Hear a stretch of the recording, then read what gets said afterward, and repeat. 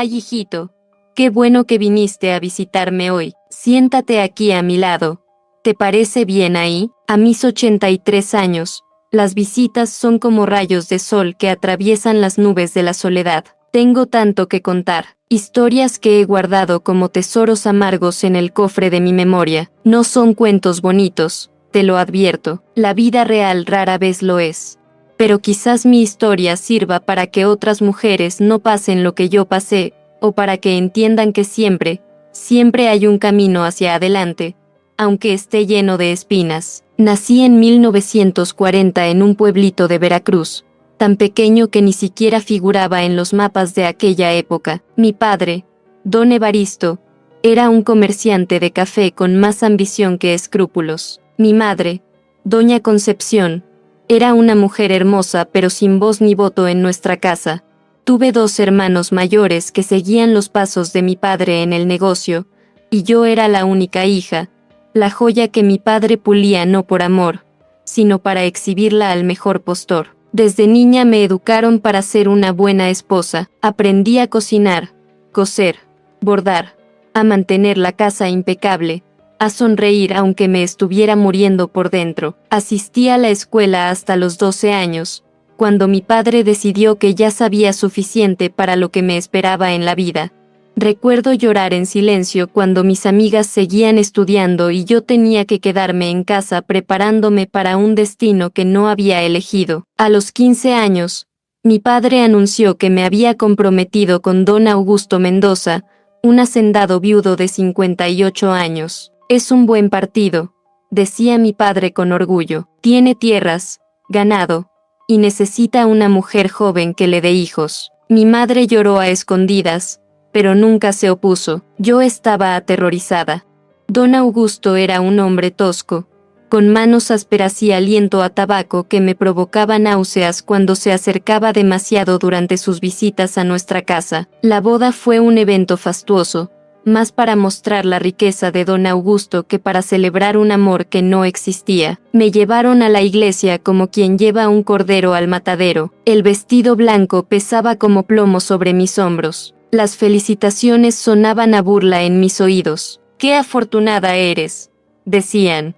Un hombre con experiencia, con posición. Nadie veía mis ojos muertos, mi sonrisa congelada. O si lo veían, preferían ignorarlo. Mi primera noche como mujer casada fue un infierno que preferiría olvidar. Don Augusto no conocía la gentileza ni la paciencia. Para él, yo era una propiedad que había adquirido con todas las de la ley, y tenía derecho a hacer conmigo lo que quisiera. Después de esa noche, quedé con el cuerpo adolorido y el alma rota. Lloré hasta quedarme dormida, anhelando la protección de mi madre, aunque ella nunca había podido protegerse ni a sí misma. La vida en la hacienda Las Magnolias era solitaria y rutinaria. Me levantaba al amanecer para supervisar a las sirvientas, organizar las comidas, atender a don Augusto que exigía que todo estuviera perfecto. Sus hijos, algunos mayores que yo, me miraban con desprecio apenas disimulado. Para ellos, yo era una intrusa, una cazafortunas que amenazaba su herencia. Los meses pasaron, y no quedaba embarazada. Esto enfurecía a don Augusto, que me culpaba como si fuera un defecto de fábrica. Para esto te traje, me recriminaba, para darme hijos, y ni eso puedes hacer bien. Me llevó con médicos, curanderas, me hizo tomar brebajes amargos, seguir rituales absurdos. Nada funcionaba, y cada mes sin concepción era un nuevo ciclo de humillaciones. Un día, mientras supervisaba la cosecha de café, conocí a Elena, una trabajadora indígena que tenía mi edad pero parecía mucho mayor, curtida por el sol y el trabajo duro. Nos hicimos amigas en secreto. Ella me enseñó sobre plantas medicinales, sobre cómo las mujeres de su comunidad se cuidaban unas a otras. Con ella podía hablar sin miedo, compartir mi dolor sin ser juzgada. Elena fue mi primera amiga verdadera, mi primera confidente. Fue Elena quien me sugirió que tal vez el problema no era mío, sino de don Augusto. Los hombres mayores a veces pierden su fuerza, me dijo en voz baja, pero nunca lo admitirán. Nunca olvidaré su consejo, aprende todo lo que puedas de él, observa cómo maneja sus negocios, cómo trata con los compradores, cómo lleva las cuentas. El conocimiento es poder, Josefina. Siguiendo su consejo, comencé a prestar atención a los asuntos de la hacienda. Al principio, don Augusto se burlaba de mi interés. Las mujeres no entienden de negocios, decía con desdén, pero yo insistía, con la excusa de querer ser una mejor esposa, de poder ayudarlo. Poco a poco, fui aprendiendo sobre la producción de café, los precios, los mercados, los tratos con los compradores. Memorizaba cifras, nombres, estrategias. Todo esto lo guardaba en mi mente como un tesoro secreto. Llevaba 3 años casada cuando don Augusto enfermó gravemente. Neumonía, dijeron los médicos. En su lecho de muerte, me miró con ojos que por primera vez mostraban algo parecido al respeto. Eres más lista de lo que pensaba, murmuró entre toses. Te dejo la hacienda a ti. Mis hijos son unos inútiles que la arruinarían en un año. Sus últimas palabras fueron instrucciones precisas para su abogado, asegurando que yo heredaría todo. Cuando exhaló su último aliento, no sentí el dolor de la pérdida, sino el vértigo de la libertad súbita. El funeral fue una procesión de hipocresías. Los hijos de don Augusto, furiosos por haber sido desheredados, me lanzaban miradas asesinas. Los vecinos hacendados, la mayoría hombres mayores, me observaban como lobos a una presa fácil. Una viuda joven con una hacienda próspera era un objetivo tentador. Yo fingía fragilidad, desconcierto, la viuda desconsolada que necesitaba protección y consejo. No pasó ni un mes antes de que mi padre apareciera en la hacienda con un nuevo pretendiente.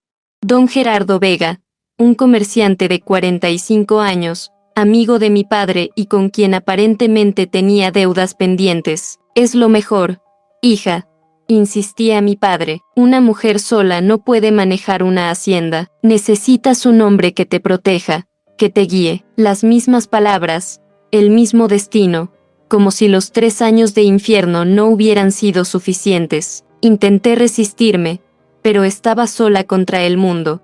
Mi padre amenazó con impugnar el testamento, alegando que yo había manipulado a un anciano moribundo. Don Gerardo tenía contactos en el gobierno local que podrían complicarme la vida. Atrapada entre la presión familiar y social, acepté el nuevo compromiso, no sin antes asegurarme de que la hacienda permanecería a mi nombre. Es una condición innegociable, dije con una firmeza que sorprendió a todos, incluida a mí misma. Accedieron, pensando que era un capricho sin importancia.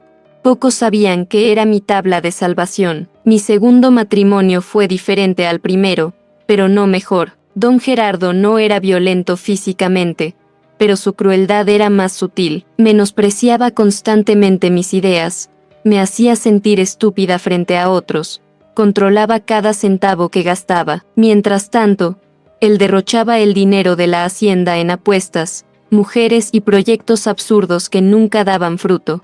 Yo seguía observando, aprendiendo, guardando información como quien acumula municiones para una guerra futura. Contraté en secreto a un contador recomendado por Elena, que ahora era mi ama de llaves oficial. Llevábamos una contabilidad paralela, registrando cada peso que don Gerardo malgastaba, cada decisión errónea que tomaba, cada oportunidad que desperdiciaba. Esta vez, el destino actuó más rápido. Don Gerardo apostó fuerte en una carrera de caballos y perdió. Para recuperarse, pidió un préstamo a individuos poco recomendables. Cuando no pudo pagar, intentó huir. Lo encontraron 3 días después en una zanja, con 2 balas en la cabeza. Oficialmente, fue un asalto. Extraoficialmente, todos sabíamos la verdad. Me convertí en viuda por segunda vez a los 22 años. Esta vez, el pueblo me miraba con una mezcla de lástima y sospecha. La viuda negra, murmuraban a mis espaldas. No me importaba. La hacienda seguía siendo mía, y ahora tenía la experiencia para manejarla correctamente. Pero la sociedad de entonces no veía con buenos ojos a una mujer joven e independiente. Los rumores, las habladurías, las invitaciones rechazadas a los hombres respetables del pueblo, todo contribuía a crear una imagen de mí como una mujer difícil, problemática, peligrosa incluso. Mi propio padre, avergonzado por los rumores, volvió a presionarme para que me casara nuevamente.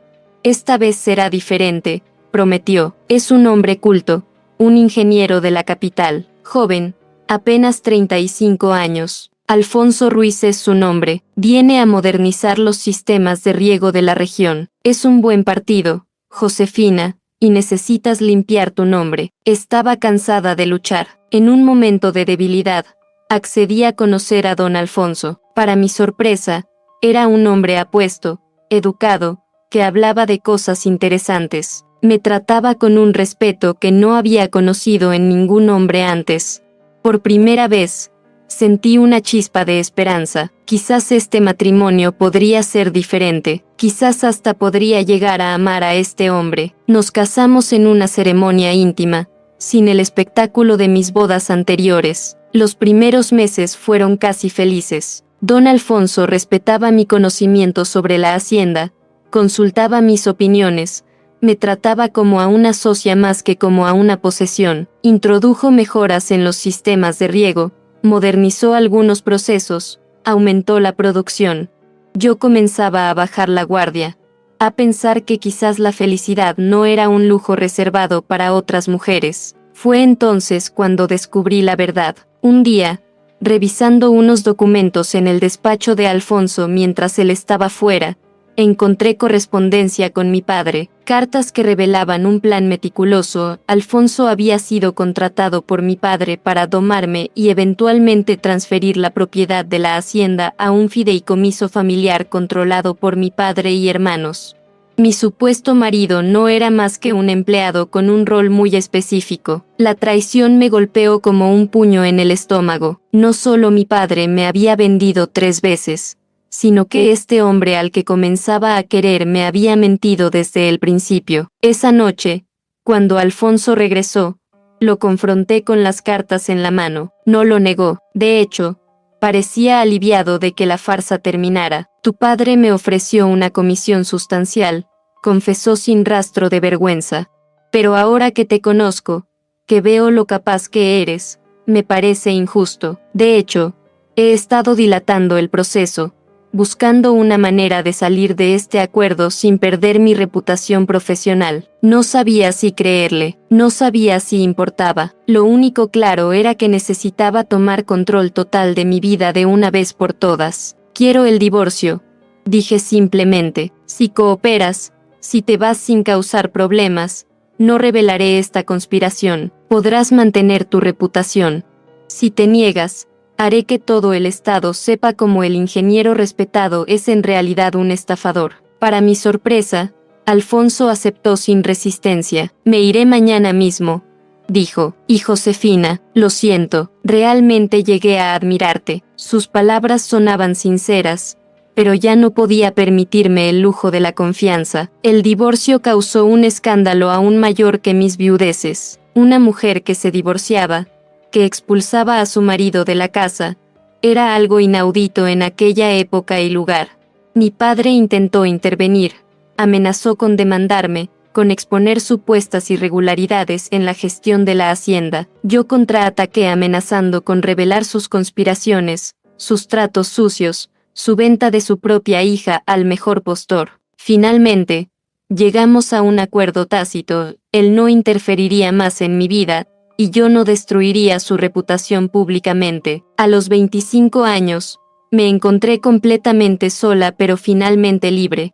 Libre para tomar mis propias decisiones, para manejar la hacienda a mi manera. Fue entonces cuando decidí que Las Magnolias sería solo el comienzo. Los siguientes años fueron de trabajo intenso y aprendizaje constante. Contraté a expertos, leí libros técnicos, asistí a conferencias sobre agricultura moderna disfrazándome como la secretaria de un hacendado ficticio, ya que no se veía bien que una mujer asistiera a estos eventos.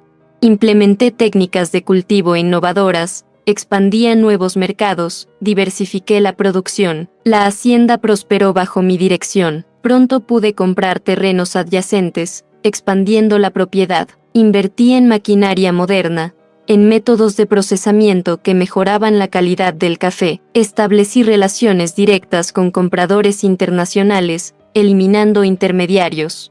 Construí viviendas dignas para los trabajadores. Establecí una escuela en la hacienda para sus hijos. Implementé un sistema de participación en las ganancias que motivaba a todos a dar lo mejor. Elena, mi fiel amiga, continuó a mi lado como administradora general. Juntas formamos un equipo imparable. Ella entendía a los trabajadores, sus necesidades, sus preocupaciones. Yo manejaba los aspectos financieros y comerciales. Nos complementábamos perfectamente. No todo fue fácil, por supuesto. Tuve que luchar contra prejuicios constantes. Los bancos se resistían a darme créditos. Los proveedores intentaban estafarme pensando que no entendía los negocios. Los compradores tradicionales se negaban a tratar directamente conmigo, pero encontré maneras de superar cada obstáculo, ya fuera a través de testaferros, socios estratégicos o, cuando era necesario, sobornos bien colocados. A los 35 años, Las Magnolias era reconocida como una de las haciendas cafetaleras más exitosas del país. Había expandido el negocio a la producción de cacao, vainilla y frutas tropicales. Tenía oficinas en la Ciudad de México, contactos en Europa y Estados Unidos, una reputación sólida en la industria. Fue entonces cuando mi padre enfermó gravemente. Sufrió un derrame que lo dejó paralizado, dependiente de cuidados constantes. Mis hermanos, que habían malgastado la fortuna familiar en negocios fallidos, no podían o no querían hacerse cargo de él. La ironía no se me escapaba.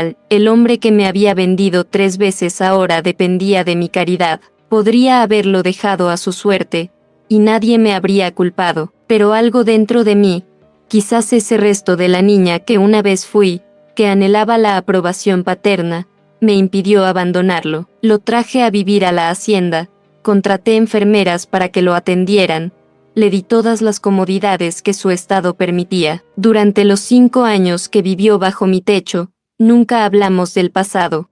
Él, quizás por vergüenza o por el derrame que afectó su habla, apenas comunicaba más que necesidades básicas. Yo, porque había aprendido que algunas conversaciones no conducen a ninguna parte. Cuando murió, lo enterré con dignidad, pagué misas por su alma, y seguí adelante sin el peso del rencor, pero también sin el consuelo del perdón verdadero. Los años siguientes fueron de expansión continua. Diversifiqué mis inversiones más allá de la agricultura.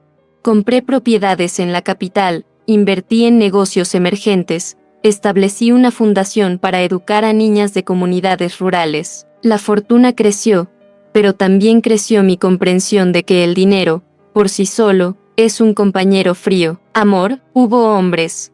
Sí, aventuras discretas, romances pasajeros. Pero nunca pude volver a confiar completamente. Nunca pude entregar mi corazón o mi independencia.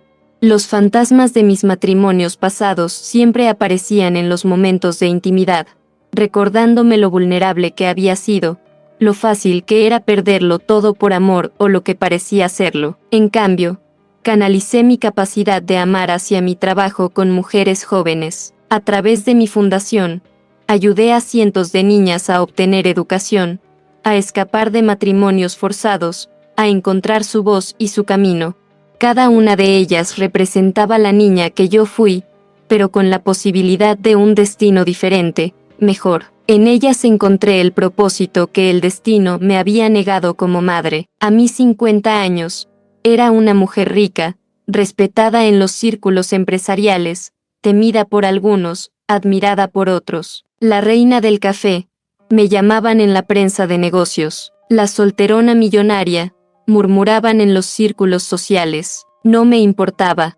Había construido mi imperio ladrillo a ladrillo. Había sobrevivido a 3 matrimonios que deberían haberme destruido.